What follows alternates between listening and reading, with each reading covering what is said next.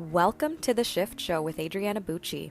Join me every week to learn all about narcissistic abuse recovery, healing from physical and emotional pain after the abuse, and everything else to do with toxic people and how they affect your physical, emotional, and mental health. And no, you are not the crazy one. Thank you so much for tuning in to today's episode. Let's get right to it. Hello, and welcome to episode number 26 of The Shift Show. So today I am going to talk about the C word, closure, and how you will never get closure from a narcissist. So this is the number one thing that I want people to understand. You will absolutely never, ever receive the closure that you believe you're looking for from a narcissist or anyone in general, but in this context, obviously, we're going to be talking about narcissists. And this applies to whoever the narcissist in your life is, whether that is a narcissistic parent or, a significant other or a family member, whoever it might be, you are not going to get closure from them in the way that you think you're expecting to get it, right? So first, explore what you are looking for in respect to closure, right? Like, what does closure mean to you? And in an ideal world, what would them giving you closure look like? Okay. A lot of the times with narcissistic relationships with significant others, they sometimes at the end of a relationship, they will tell you that they want to talk to you for closure, to give you their closure. And I want you to understand that if you're leaving a relationship with a need for closure, okay, you're not going to get it. You're not going to get it. Any relationship where both parties, they end amicably and whatever, like there's no going back for closure. It's just not a thing. It's just this relationship's over for whatever reason. We both agreed to it. We both, this person had their reasons for it and I have my closure, right? Even if it's, a breakup that you're not expecting, maybe they had a reason or whatever. Like normal relationships end very differently than narcissistic relationships. I just want to make that very clear.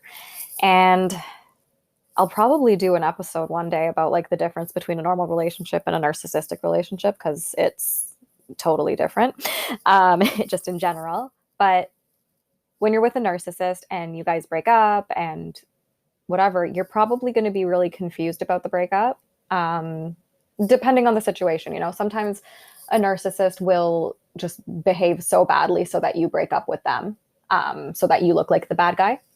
And in that case, you kind of don't even really need closure.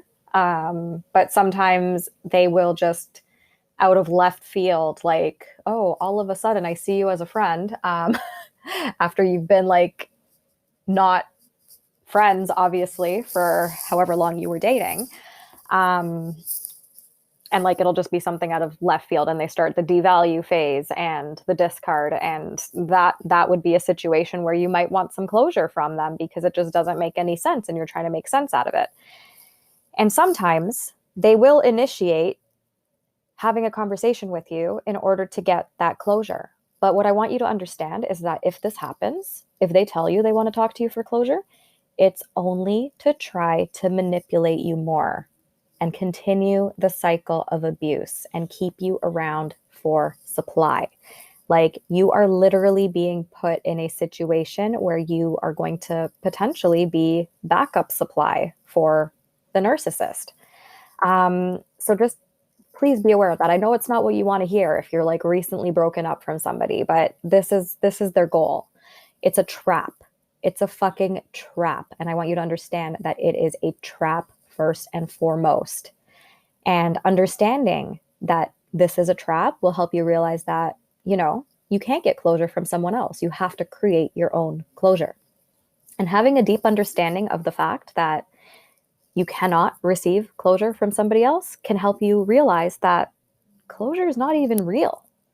It's actually just a concept. And, it's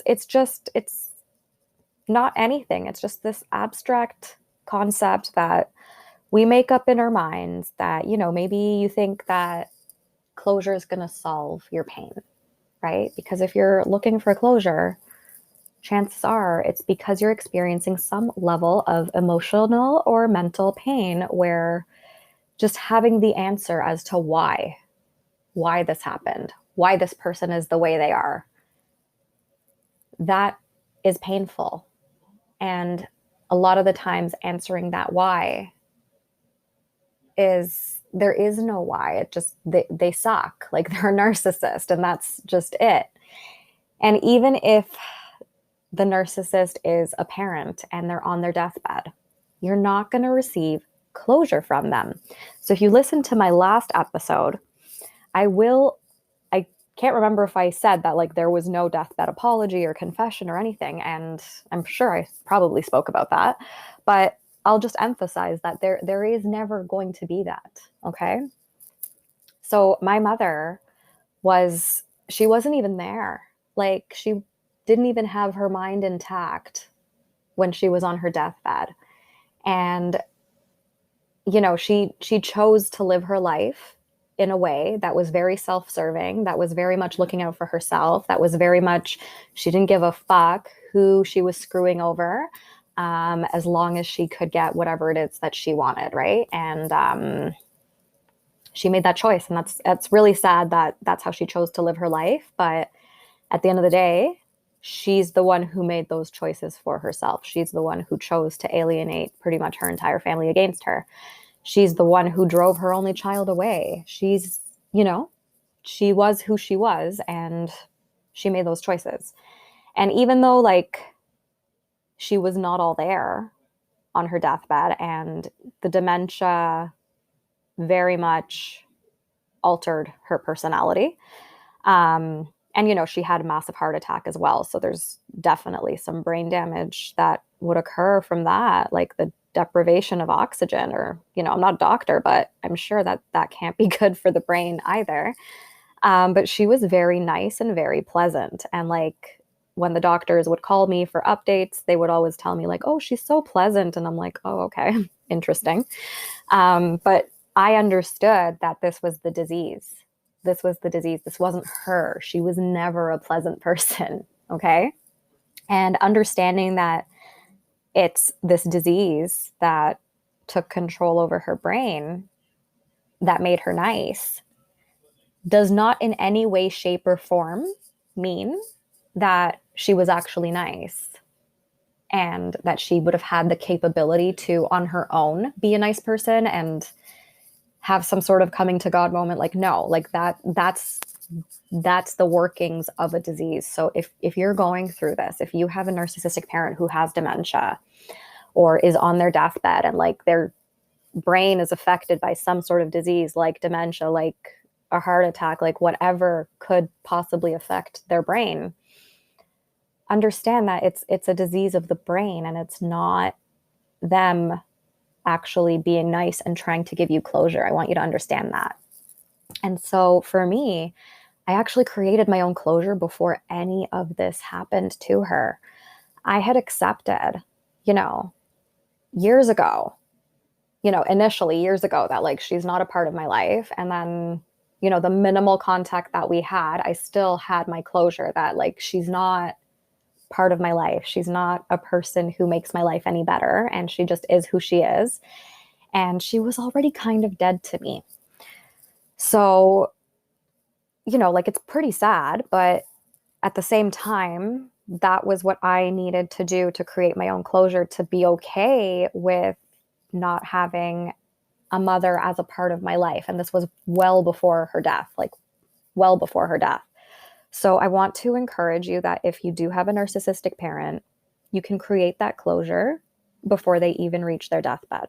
Just accept that, this person biologically is my parent, but this doesn't mean we need to have a relationship, right? And of course, there's legal stuff that you need to have like a little bit of a relationship, and that's okay. Like I'm not going to tell you that that's wrong, right? Because legal stuff is legal stuff.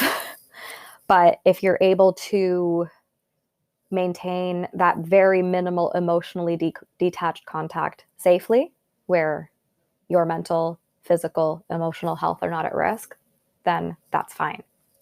But if any of those healths of yours are at risk, you need to do some inner work to make sure that you can handle this, because that's going to just make it so much easier for you. When you process those emotions, when you release those emotions, it just becomes so much easier for you. And then you can handle whatever the hell happens in the future. You can handle with a clear head, with a clear mind, when they do reach their deathbed or whatever, right?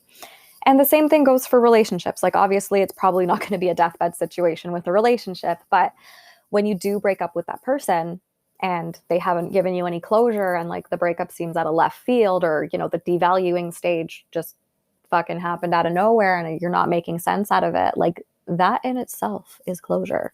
Things that don't make sense is closure, right? If something makes that little sense, that's all the closure you need, because closure, again, is just a concept. So I want you to ask yourself these questions, okay? What does closure mean to you? How do people get closure? What do people generally need closure on? And how will getting closure from this specific person improve your life? I want you to really ask yourself those questions if you're struggling with closure. And then I want you to ask yourself if you really, truly believe that you cannot move on with your life without getting the closure that you're seeking from that person. And why do you believe that? Okay? Why does that person acknowledging what they did or apologizing for whatever they did, why does that get to dictate whether or not you get to move on with your life or not? You're literally giving your power away by relying on somebody to give you something that you can create for yourself, okay? And I'm not trying to shame you for wanting closure. It's so normal. It is so normal. But I want you to ask yourself these critical questions. Because when we don't ask ourselves critical questions, when we're in a situation and we're fired up emotionally, that can lead us to taking irrational actions when we're in an emotional state. And then maybe we end up going to that person for closure. And the next thing we know, we're back in this cyclone of bullshit of narcissistic abuse. And we have no idea what the fuck hit us.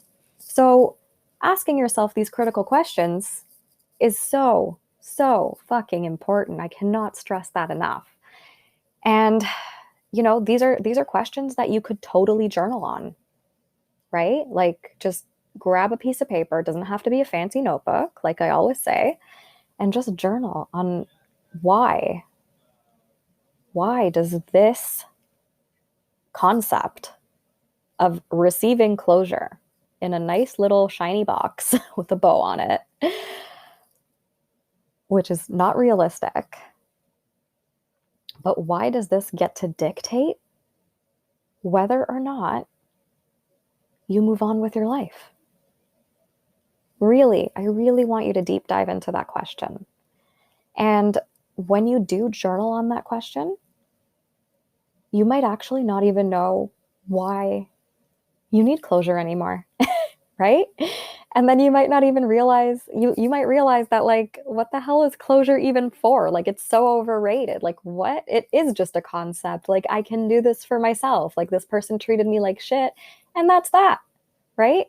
And you might come to find, if the narcissist has like discarded you and like they're completely silent now and not answering you or whatever, you might come to find that that's literally all the closure you need, you know? And you might even come to find that only you can give yourself the closure that you're looking for, and that you cannot rely on other people for it. And this is so fucking empowering. And here's another way that I want you to look at it, okay? A thing happens and there's consequences to it. So for example, a tree gets hit by lightning and it knocks over the fence. Does the fence have to ask the weather for closure on why it got knocked over? Or does the fence get repaired by the homeowners and it moves on with its life? The same thing goes for narcissistic abuse, okay? You're the fence, okay? Or your emotions are the fence. Someone narcissistically abuses you. That's the fence being hit by lightning, so you're hurt and you get knocked over. So you're hurt and you leave, right? And do you really need this person, the lightning, who's incapable of self-reflection or empathy, to agree with you that they are a piece of shit and that they did hurt you and that they caused you a lot of turmoil? Or can you see that the consequence was that you left the relationship, right? Whether that was your choice or not, the relationship ended because you were hurt, right? And that is that. And then it just gets repaired. Your emotions get repaired by the owner, which is you, right? You have the ability to, feel through those emotions that you feel about this whole situation.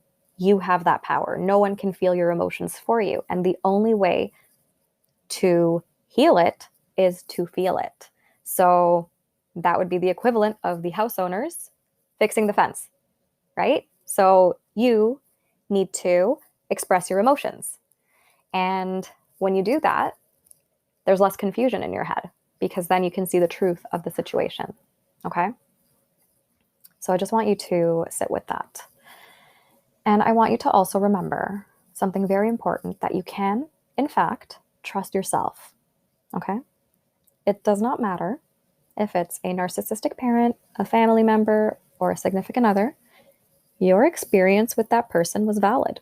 The emotional abuse that you endured was valid. Trust your experience. Trust yourself. Trust the fact that you knew it was time to get out. Stop making excuses for abusive people. By seeking closure from them, you're also inviting them to give you more excuses so that you can continue gaslighting yourself, so that you can continue being abused by this person. Okay? You're not overreacting. You're not crazy. You're not dramatic. You had a valid, horrible experience with this person, and they made the choice to abuse you. Okay? They made that choice. It's always a choice to be abusive. Okay? Some people say, like, oh, well, they had trauma and that's why they are how they are. Okay, cool. You have trauma too, right? And you know better than to fucking do that to people. So trauma is not an excuse. Okay? Trauma could be a reason why people, become narcissists, but at the end of the day, that's their choice. Like, they decided that that's their priority, getting their supply, getting their fix, getting whatever they need to get. And it's always a choice on the abuser's end. And let's look at it this way. No one accidentally murders somebody. Like, a serial killer does not serial kill on accident. Okay? That is who they are. And they obviously, hopefully, get prosecuted for it, right? They get caught and they go to jail for life. Emotional abuse is obviously much different than murder. But I just want you to understand that a person who's a murderer makes a choice to do that to people, okay? Narcissists, in a way, are emotional murderers. They make a choice to manipulate. They make a choice to fuck with people's minds in order to get what they want. It's a fucking choice. And don't let anybody tell you otherwise, that it's not a choice, okay? I don't care if they're acting unconsciously or whatever. At the end of the day, the narcissist is making a choice to be narcissistic because that is how they feel like they want to live and to get what they want. It's a control thing. Control is more important to them than how they treat people. And that's a choice. So anybody who says otherwise is full of shit. So I just want you to understand that. And you left that situation for a very damn good reason. And if you got left from somebody like that, that's a blessing, because you don't want that type of person in your life. And now you can actually start healing. And Self-trust is so important. And I want you to understand that you can make good choices when you're in a shitty situation. So if you left a narcissist because they were treating you like shit, like you did the right fucking thing. You absolutely did the right fucking thing. I promise you. I absolutely promise you, you made the right choice. And you can trust yourself that you can make good choices when you are in a shitty situation. And you don't need that other person to validate that for you, because they physically can't. Like, they absolutely can't, because they will never admit that they're wrong. And that is on them. That's their choice to decide that they don't want to admit that they're wrong. So how do we get past this? All right. By feeling your emotions and doing the inner work. Okay. So creating your own closure does not mean that you're not in any pain. You're probably experiencing some level of emotional pain if you believe that closure is going to solve everything for you. The real thing that is going to solve your desire for closure is releasing your emotions so that you can actually let go. Now, obviously, this is easier said than done, and it's not something that you're going to be able to do overnight. It's okay if you need help along the way. It's not common knowledge that we need to feel our feelings. Like, I never in my life knew that you're supposed to feel your feelings. I thought, like, feelings are never supposed to be felt. And then there I was with chronic pain for 4 years. And that was how I learned to feel my feelings, despite having been in therapy for a while before all of my chronic pain stuff happened. Not one therapist told me to feel my feelings ever. So, I had to find this out from getting chronic pain.